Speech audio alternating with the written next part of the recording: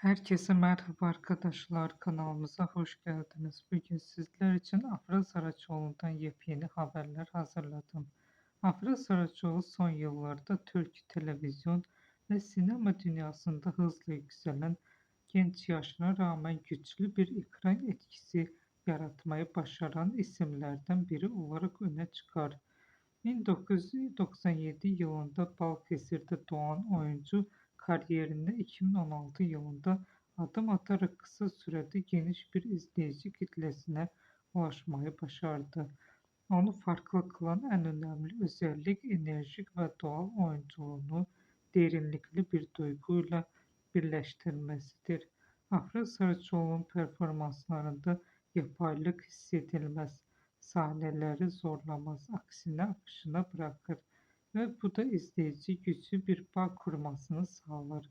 Özellikle Fazilet Hanım ve Kızları ve Yalı Çapkını gibi projelerdeki rolleri onun geniş kitleler tarafından tanınmasını sağladı.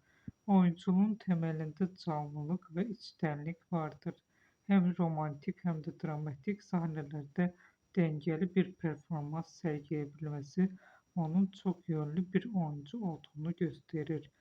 Küçük mimiklerle büyük duygular aktarabilmesi izleyicinin karakterle empati kurmasını kolaylaştırır. Afra Saraçoğlu sadece oyunculuğuyla değil, aynı zamanda ekran enerjisi ve duruşuyla da dikkat çeker. Genç yaşına rağmen disiplinli kariyer yaklaşımı onu kısa sürede sektörün öne çıkan kimliklerinden biri haline getirmiştir. Onu izlemek çoğu zaman sadece bir karakteri takip etmek değil, karakterin duygusal yolculuğunu hissetmek gibi bir deneyim sunar. Bugünlük benden bu kadar arkadaşlar. Yeniden görüşmek üzere. Hoşça kalın. Bizi izlemeyi unutmayın.